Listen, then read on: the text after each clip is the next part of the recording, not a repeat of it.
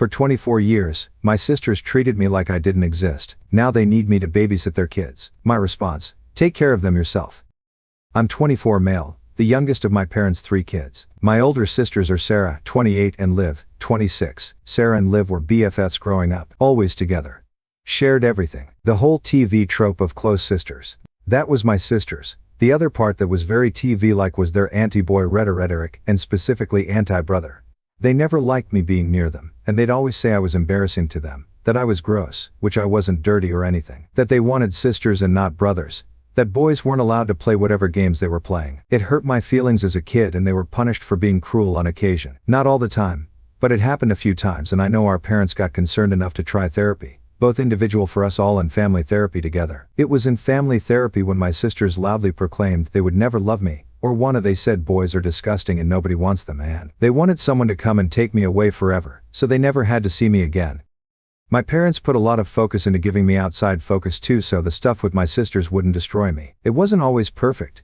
I did wish at a younger age that my sisters would care, but I had friends, hobbies, activities and stuff to keep me distracted, and my parents kept working on my sisters' treatment of me, because it went beyond just not being close. Their attitude toward me didn't change. I was very much in the not family camp when Sarah got married, and when Sarah, and then Liv, started having babies. I wasn't included or invited to anything, even to meet their kids when they were born. I wasn't sent any announcements. My parents and other family got those. I'm not even their social media friend or follower. They both have accounts set to permission needed to follow. I'm truly over it, and them by now. I know nothing will change, and honestly I don't want to screw the whole don't hold kids actions against them, because they haven't been kids for years. Now they have some kids that are a bit older, and both sisters want to work. They tried to share a nanny and babysitter, but I guess they got tired of paying for both on different occasions. So they approached me to be a babysitter.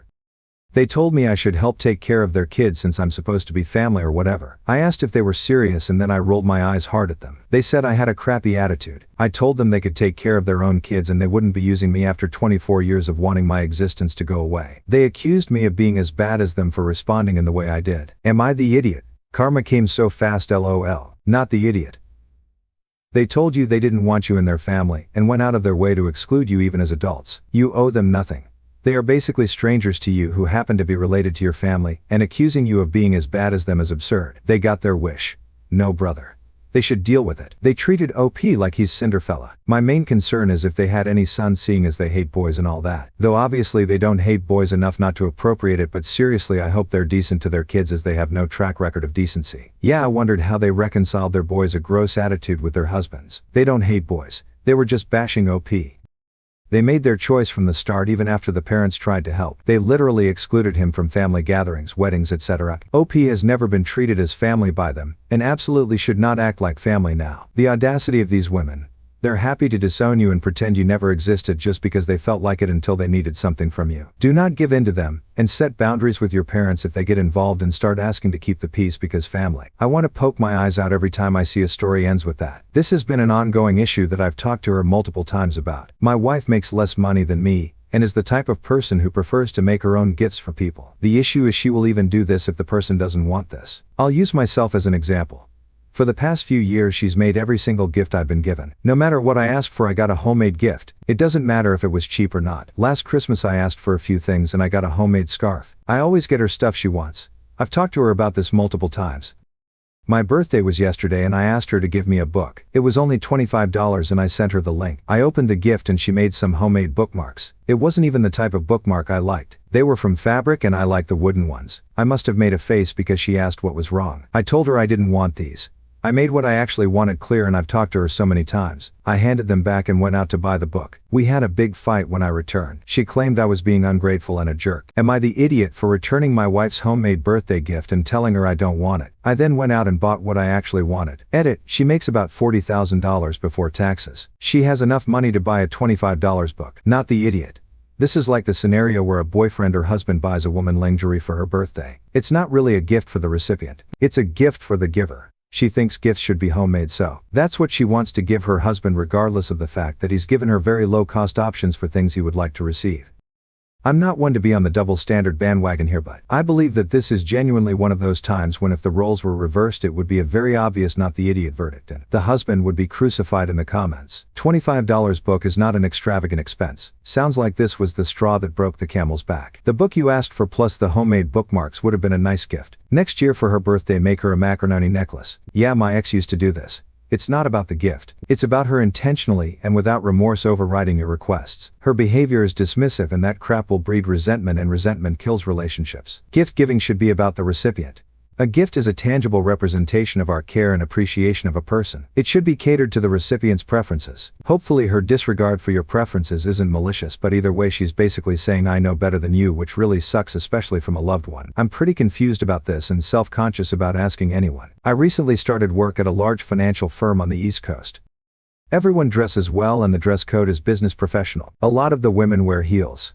I do it because it's a really easy way to make you look more dressed up. My go-to heels are pretty standard and boring, lol. They're basically all the same pumps but in different colors that aren't too tall and comfortable to walk in. Anyway, I made a new friend at work named Casey and I noticed that she would make a face whenever we walked together down the hallway. A few weeks ago she started power walking ahead of me saying, "OMG, I'm too embarrassed to be walking with you and you sound like a horse stomping because my heels clicking on the tiles." Since then I've been self-conscious and embarrassed whenever I hear my heels tapping through the hallway. I still wear them occasionally, but I've been feeling uncomfortable whenever Casey gives me that look, and she really does seem genuinely bothered. The only reason I feel prompted to ask is because I recently experienced another incident where I ran into an acquaintance co-worker in line for coffee with another co-worker.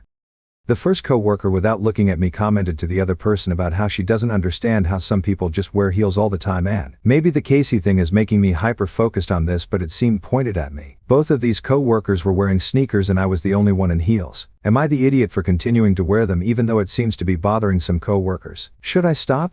Am I committing some kind of faux pas? I'm confused because there are hundreds of employees and many other women who wear heels too. I also don't see Casey or the other co-worker too often because we're all on different floors, but I don't mean to make anyone uncomfortable either. What does Casey want you to do? Should you wear slippers? Who can't walk next to someone who's making a noise? What a weirdo. Not the idiot.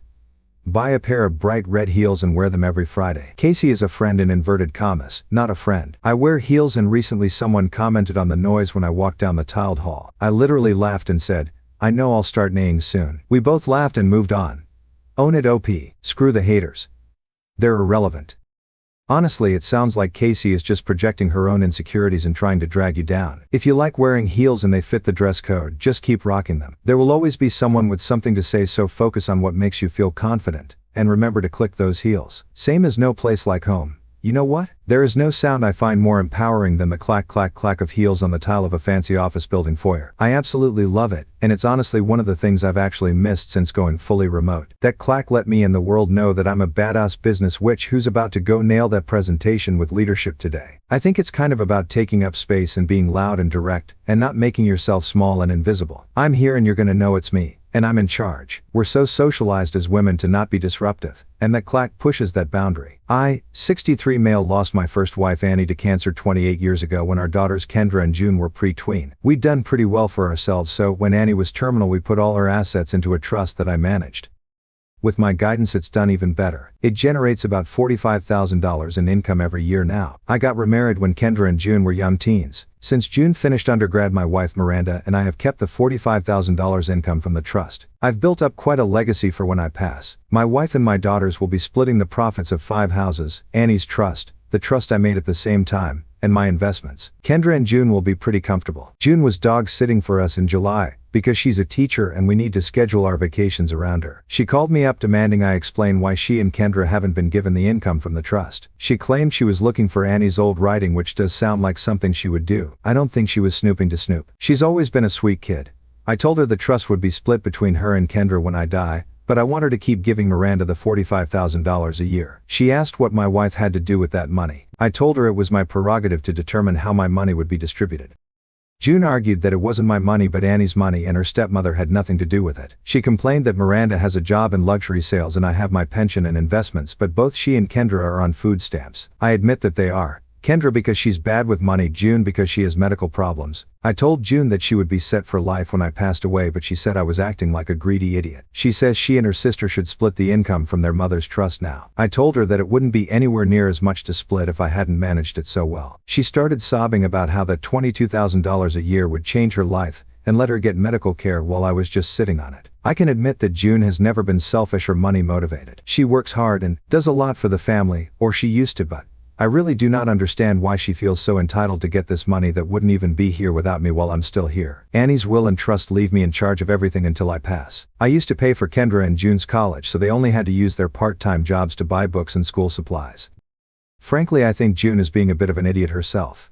You really need to consult a good lawyer. A trust is not a piggy bank for the trustee to spend however he or she likes. What does the trust say the money is to be used for? Trusts are established with specific beneficiaries in mind. I cannot in a million years imagine your late wife establishing a trust for you to support your current wife. If your daughter's lawyer is up and asks for an accounting in court, you might be in for a very rude and very costly awakening. Either way, you're sort of an idiot for supporting your current wife with money that was intended for your daughters. You are the idiot, a big one.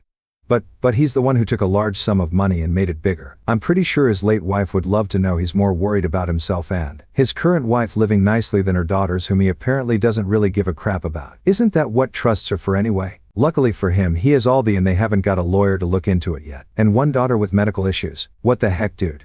I hope your departed wife haunts you.